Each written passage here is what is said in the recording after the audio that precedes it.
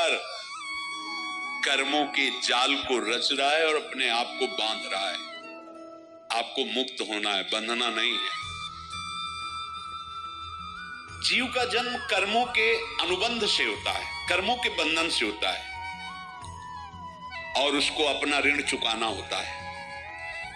कर्मानुबंध ये बहुत सूक्ष्म विषय है। जैसे आप जिस परिवार में जन्म लिए हैं तो उस परिवार के लोगों से आपका ऋण है, इसलिए उसी परिवार में आप आए, और ऋणानुबंध उसको बिना चुकाए या बिना वसूल किए आप वहां से जाएंगे नहीं। आपको लेना है तो वसूल करना है, और देना है तो चुकाना है। ये पूर्व के जन्मों से निश्चित किया गया है। जैसे किसी के यहां पुत्र हुआ, जन्म से ही पैसा खर्चा शुरू हुआ, बड़ा हुआ तो उद्दंडता के द्वारा मार पूरे परिवार को क्लेश पर क्लेश देता चला जा रहा है। ये तुम्हारे कर्म का फल है। या ऐसे शक्तिहीन बुद्धिहीन ऐसे पागल तुझे जीवन सेवा करो, तुमसे अपना हिसाब चुकाने के लिए वो आया है। अब परिवार के जो सदस्य जुड़े आके, पत्नी आते ही पूरी हृदय में आनंद, परिवार में आनंद, और जीवन भर वो आनंद ही सुख देने के लिए उसका जन्म हुआ। वो अपना ऋणानुबंध मुक्त, और आते ही भयंकर क्लेश खड़ा कर दिया, बीच में दीवार और झगड़ा वैसा, फिर अतरे दिन मारपीट शुरू, कलह अशांति, पूरा जीवन नर्क हिसाब करने आए। यहां ऋण चुकाए बिना कोई जा नहीं सकता, ऋण चुकाना पड़ेगा। किसी का ऋण वसूल करना है तो किसी को ऋण चुकाना है, दोनों काम करने होते हैं। अनेक जन्मों में अनेक लोगों के साथ हमने जो बर्ताव किए हैं, अच्छे या बुरे, वो होंगे। अब किसी आदमी को हम जानते नहीं, अचानक मिला, अचानक टक्कर लगाओ, मार पीट गाली गुप्ता सब कर दिया, चुपचाप सह लो। क्यों? ये आपका हिसाब है, पूर्व का हिसाब। हमारा उससे कोई द्वेष नहीं, कोई संकल्प नहीं। अचानक घटना घटी और हमसे द्वेष करने लगा, हमें पीटने लगा, हमें गालियां दे, ये हिसाब है, चुपचाप सह जाओ। अपने घर का भाई ही भारी दुश्मन बन गया और क्लेश, हिसाब है। एक प्रभुदत्त ब्रह्मचारी जी की वाणी में पढ़ा था, एक महात्मा जी भ्रमण करते थे तो उस समय असरफियां चलती थी, मोहरे असरफियां, उनको भेंट में देते लोग। तो या तो ठाकुर सेवा में लगे तत्काल, या संत सेवा में तत्काल लगे, उसका संग्रह करके डोलना ये ठीक नहीं है बैरागी के लिए, सिद्धांत में ये ठीक नहीं है। तो जब 2, 4, 6, 8 ऐसे मोहरे हुई, उन्होंने विचार किया कि और भ्रमण करके जब काफी मोहरे हो जाएंगी तो प्रयागराज में जब कुंभ पड़ता है, एक बार पूरे सब अखाड़े के संतों को, अलग अलग संप्रदाय सब संतों को बुलाएंगे और सबको पुआएंगे। अब साधु है तो यही विचार करेगा, और क्या विचार करेगा। तो उन्होंने एक ऐसे डंडा बनवाया, बेंत, जो ऊपर से चूड़ीदार और भीतर पोला, और मोहरे उसमें डालते हैं, और भ्रमण, जहां जहां श्रद्धालु भगत सबके यहां जाना और इच्छा रखना कि एक मोहर तो दे दे दक्षिणा में। कामना कोई भी हो वो बांधती ही है, ध्यान रखना। इसीलिए प्रभु जो चाहे वो करे, अपनी चाह नहीं रखनी चाहिए, अपनी चाह प्रभु की चाह में मिला देनी चाहिए। धीरे धीरे वो छड़ी भर गई, भ्रमण करने वाले महात्मा चूड़ी लगाई, इंतजार करते रहे। जब प्रयाग का कुंभ पड़ा तो चले। तो रास्ते में एक गांव में पूछा जाता है, जैसे कहीं रुको कि कोई श्रद्धालु ऐसा है जो संत सेवी है। तो कुछ लोगों ने बताया, हाँ एक परिवार है, बहुत संत सेवी है, और आपको मिलाते हैं उनसे। आइए महाराज, घर में रुका, खूब अच्छा हलवा पूड़ी पवाया, और जो घर के मालिक थे चरण दबाए। चरण दबाते दबाते उनकी दृष्टि पड़ी उस डंडे पे, इतना मोटा और ऊपर से कुछ चूड़ी सी भी नजर आ रही, इस डंडे में तो कोई रहस्य है ही है। अब महात्मा जी को खवा पिला के सुला दिया। महात्मा जी जब सो गए तो पत्नी से धीरे से कहा, वो डंडा लाओ बाबा जी का।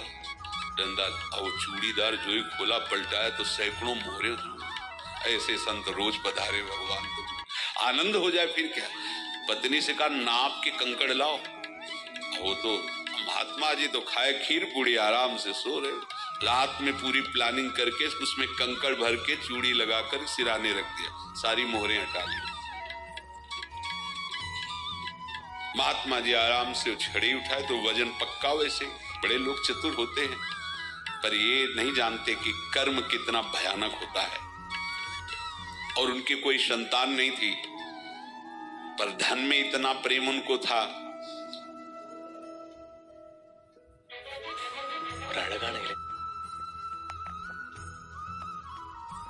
को था बहुत सावधान। साधु महात्माओं के पास जो अर्थ है, गृहस्थी अगर आता वहीं से है, पर अगर उसको जोर जबरदस्ती या किसी छल कपट से, तो वो उसका विनाश ही करता है। आज तक का प्रमाण है। अब उनको ये भाव पता नहीं होगा, या पता होगा तो लोभ के कारण वो उसको मान नहीं पाए होंगे। महात्मा जी गए प्रयाग में, किसी अखाड़े पर रुके और वहां प्रार्थना की कि कल जो है संपूर्ण अखाड़ों का निमंत्रण किया जाए और सब संतों को भोग पवाया जाए और उनको दक्षिणा भी दी जाए। महंत ने सोचा कि बहुत बड़ा है तो उत्सव है, क्योंकि प्रयाग में कितने हजारों संत महात्मा सब। उनका महाराज बोरों इसमें चीनी और टीनो घी लगेगा, सब व्यवस्था। बोले आप मंगा, एक एक हिसाब हम करेंगे, हमारे पास सब व्यवस्था है।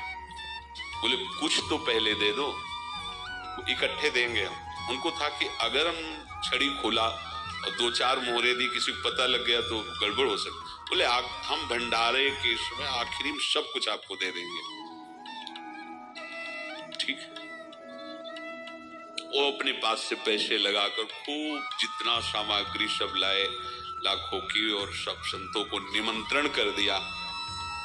संत जन निमंत्रित हो गए, भंडारा बन रहा है। तब वहां के महंत है, उनका देखो भंडारा भी बन रहा है, संतों को निमंत्रण। अब आप अर्थ की व्यवस्था कीजिए, क्योंकि इतनी बड़ी हमारी सामर्थ्य नहीं थी जितना हमने किसी तरह हमने व्यवस्था की। अब मुझे अर्थ चाहिए, तभी आगे की व्यवस्था बढ़ेगी। संतों को दक्षिणा देंगे और जिनसे अर्थ लिया उनको दे। देखो रसोई बन गई है सब। उनका छत में विश्वास नहीं थे, चूड़ी खोली। उनको तो था ना कि मोहरे हैं, कंकड़। तो जिसे कितना उनको सदमा लगा होगा। हजारों संतों का निमंत्रण, रसोई बन, तो संत हो के छल कपट। तो उनका महाराज आपने तो हमारा नाश कर दिया, जो महंत थे। अब बताओ, रसोई बन गई, संत निमंत्रित हो गए और आप ये कंकड़ दिखा रहे हैं हमको। आपने तो हमें बर्बाद कर दिया। हमारी इतनी सामर्थ्य नहीं थी, आप पहले बता देते। संत होकर ऐसा छल कपट। अब वो बोले तो क्या बोले, क्योंकि उनको पता था कि मोहरे हैं इसमें। अंदर से उनका चिंतन गया उसी सेठ के पास। अच्छा, ऐसा धोखा हमारे साथ किया, भोगोगे तुम। ये जो निकलता है ना, भोगोगे, ये अकाट्य होता है। क्योंकि किसी का भी हृदय, मान लो किसी भी जीव जंतु को आप कष्ट दें और उसका हृदय आह भर जाए, तो वो आह वज्र की लीक है, तुम्हें भोगना पड़ेगा। वो देखो भीष्म जी को भोगना पड़ रहा है। सांप को ऐसे धनुष की नोक से उठाया और बंबूल के कांटों के ऊपर फेंक दिया। कई दिन तक छेदा हुआ, वो आह भर करके मरा। तो आपको 6 महीने बाणों की सैया पर आह किसी की ना लेना जिंदगी। कोई ऐसा कोई आह भर करके कह दिया तुम समर्थ हो, हम तो कुछ कर नहीं सकते। और अंदर से दुखी, फिर तुम्हारी सामर्थ्य काम नहीं करेगी, मिट्टी में मिला देगी। फिर ये तो संत थे और भगवत आराधना के लिए, संत आराधना के लिए ही ऐसा किए हुए थे। अब इनका कैसे मुंह दिखाएं? अब क्या करें? सुबह संत जन आएंगे, सबके बीच में हमारी कि देखो इन्होंने, अब क्या करें? गए और संगम में जाके छलांग लगाई, अपने प्राण त्याग दिए। अब उनकी तो पास मोहरे थी और व्यापार बढ़ा, और 9-10 महीने बाद ही लड़का हुआ। अब तो उनको आके संत फलीभूत हो गया। व्यापार चल रहा, लड़का नहीं होता था, लड़का भी हो गया।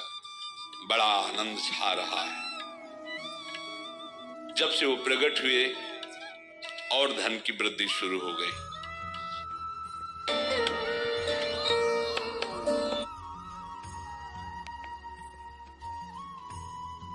वो प्रकट हुए और धन की वृद्धि शुरू हो गई।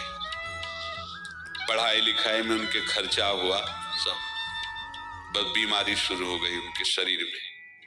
अब उसमें पैसा जाना शुरू हुआ। इतने आसक्त तो वो दोनों हो गए कि कुछ भी हो, व्यापार ठप, संपत्ति बेचना शुरू। तो उन्होंने कहा कि बेटा मैं क्या कर सकता हूं तुम्हारे लिए? बोले हमारी अंतिम इच्छा है प्रयाग चलो, और जितने प्रयाग में संत महात्मा सबको एक बार भंडारा करवाओ। हमारी इच्छा अंतिम है, क्योंकि अंतिम यही इच्छा थी।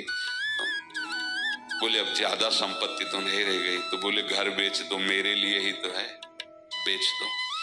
मुझे लगता मैं बचूंगा नहीं, पर मेरी अंतिम इच्छा पूर्ण कर दो। घर बेच दिया, जेवर बेच दी। वहां गए, जब संत सेवा की तो बोले मुझे संगम तक ले चलो। संगम तक ले गए और बोले समझे तुम चुराए थे और हमने उसको छीना है, कुछ नहीं रह गया तेरे पास कुछ। अब केवल ममता और आसक्ति में जलकर मर और नरक प्राप्त कर। मैं वही महात्मा हूं जिसकी तूने मोहरे ली थी, शरीर छोड़ दिया। महात्मा को जन्म लेना पड़ा और इनको दुर्गति भोगनी पड़ी। ऋणानुबंध होश में, ऐसा नहीं कि आप जो कर रहे हैं कोई देख नहीं रहा, कोई हिसाब किताब नहीं। जो कर रहे हैं अवश्य में भोक्तव्यम, बहुत सावधान। अनेक जन्मों में अनेक लोगों से जो कुछ लिया दिया है, इस लेने देने को मिटा देने के बाद ही तुम मुक्त हो गए। इसीलिए एक उपाय है, लेना न देना मगन रहना। क्या? मालिक को समर्पित हो जाओ, मालिक को अपना माना हुआ समर्पित कर दो, खत्म। अहम त्वाम स्वरूपाभ्यो मोक्षयिष्यामि, सब खत्म। आगे पीछे लेना देना सब खत्म। एकादश स्कंद में भगवान श्री कृष्ण चंद्र ने कहा जो मेरे चरणों का आश्रय लेकर मेरा भक्त मेरा भक्ति करता है, उसके पितृ ऋण, मातृ ऋण, देव ऋण, ऋषि ऋण, सब ऋणों से मैं मुक्त कर देता हूं। बस यही एक उपाय है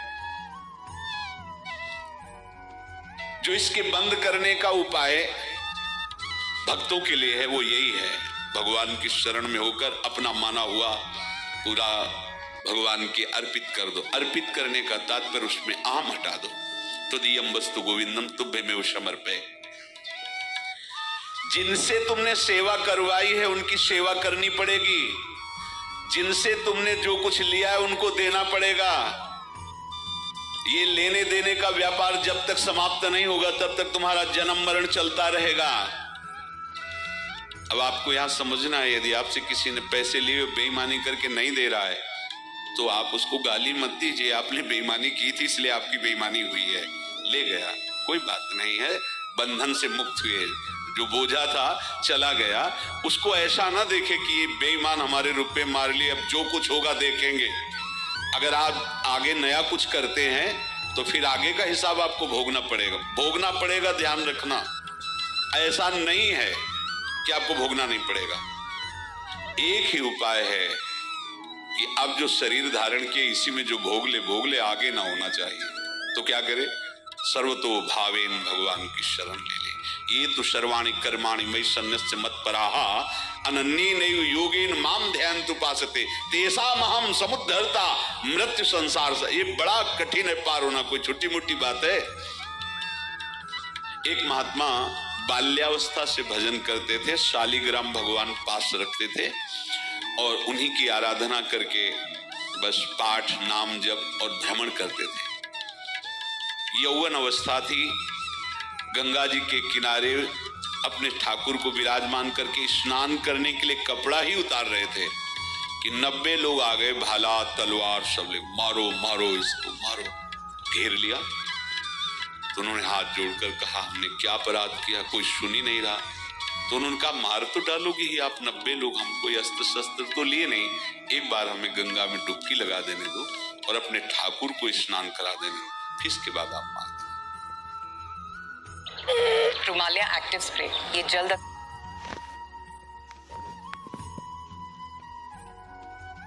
और अपने ठाकुर को स्नान करा देना, फिर इसके बाद आप मार देना। भगवत इच्छा से वो लोग रुक गए, स्नान किया और अंदर से प्रार्थना की, प्रभु ये क्या लीला है आपकी, आपके सिवा मेरा कोई है नहीं और ये मुझे मारना चाहते हैं। तो भगवान ने जानते हो क्या कहा उनके अंतर में, तुम मेरे में ध्यानस्थ हो करके शरीर को छोड़ो, ये लोग मारेंगे। ये मेरे भजन का फल है कि तुम्हें 90 जन्म नहीं लेना पड़ेगा, एक ही जन्म में 90 मिलके, तुमने 90 हिंसा की थी पूर्व में, तो तुम्हें 90 बार जन्म लेना होता और एक एक करके मारते। ये मेरे भजन का प्रताप है कि एक बार में ही 90 का हिसाब हो जाएगा। तुम आंख मूंदो, मेरे ध्यान में मगन रहो, मेरे प्रताप से तुम्हें कोई चोट नहीं होगी और स्वाभाविक मूर्छावस्था में प्राण तुम्हारे छूट जाए। ऐसा ही हुआ, ऐसा हुआ। तो ये बात समझ लो कि ये जो कर्मानुबंध है, ऋणानुबंध है। अब देखो, अगर शाप महात्माओं ने दिया कि तुम्हारे वंश का इससे विनाश होगा, तो भगवान भी परम धाम जा रहे तो उसी कील से, बाण की नोक में जो मछली लील गई थी, छोटा कण, उसी से की नोक बनाई और उसी नोक को प्रहार किया, भगवान के श्री चरण में वही बाण की नोक लगी और भगवान ने स्वीकार किया ना। भगवान का बड़ा लीला विचित्र है। अगर छुप करके उधर रामावतार में बात, तो इधर स्वीकार किया है भगवान ने। ऐसा कहीं नहीं दिखा कि मैं भगवान हूं तो मैं अपने लिए, ऐसा नहीं दिखा। नारद जी का हित किया पर नारद जी ने श्राप दिया तो भगवान ने स्वीकार किया। बंदरों ने ही सहायता की, जैसा बोले थे वैसा। ये लीला इस शरीर में भोगनी पड़ेगी। हाँ, ज्यादा को कम में भुगता देंगे, पर अब अगला शरीर ना मिले, इसके लिए सर्वतो भावेन भगवान के आश्रित हो जाए।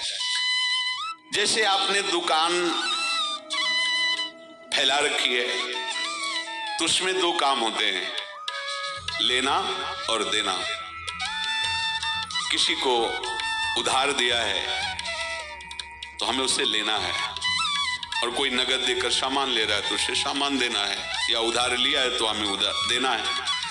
अब अगर दुकान बंद करनी है तो तुम्हें देने वालों पर जोर देना है, लेने वालों पर जोर नहीं। लेने वाला तो जाओ, हम क्षमा किया, समर्पित किया, हमारा कोई संबंध नहीं, खत्म हो जाए, वो खुशी हो जाएगा। लेकिन देने वाला, तुम अगर दुकान भी उठा दोगे तो जहां भी रहोगे तुम्हारे पास वो आएगा, लाइए हमारा। तो देने पर नजर रखिए, जिसका जिसका हिसाब है वो आपके सामने आता जाए, हटाते जाओ। लेने पर नजर मत रखिए और दुकान फौरन उठा दीजिए, नहीं अगर लेते देते रहे तो चलता रहेगा। आगे चलकर कुछ लेना न देना, मगन रहना बस अपने प्रभु के चिंतन में। अब हम कैसे जाने कि किसको क्या देना है, हमें क्या पता? तो हम पूरा हिसाब जिनको पता है उनको दे देते हैं, समझ रहे हो? उनको पता है क्या लेना है क्या देना है, तो इनके पास पहुंच गए, सरकारी हिसाब से सब बराबर कर देंगे। हमको अपनी जिम्मेवारी इनकी चरणों में समर्पित कर देना है, तभी हम जीवन मुक्त होंगे। ये रहस्य की बात है। प्रभु कह रहे हैं, यस्य सर्वे समारंभाः काम संकल्प वर्जिताः ज्ञानाग्नि दग्ध कर्माणं तमाहु पंडितम बुधाः। जिसके संपूर्ण कर्मों के आरंभ संकल्प और कामना से रहित हैं, तथा जिसके संपूर्ण कर्म ज्ञान रूपी अग्नि से जल गए हैं, उसको ज्ञानी जन भी पंडित कहते हैं, बुद्धिमान कहते हैं। पूज्य श्री भाई जी महाराज कह रहे हैं, जैसे वहां ज्ञानाग्नि से दग्न कह रहे हैं, तो अपने वृंदावन वासियों का प्रेमाग्नि से सब कर्म संस्कार दग्न होते हैं।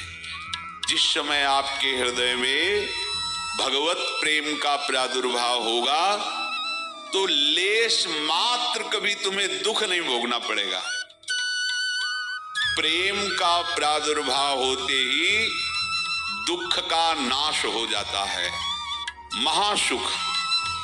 जब प्रेम का प्रादुर्भाव होगा तो समस्त पाप भस्म हो जाते हैं, अशांति नष्ट हो जाती है, संसार ज्वाला स्पर्श भी नहीं कर सकती है।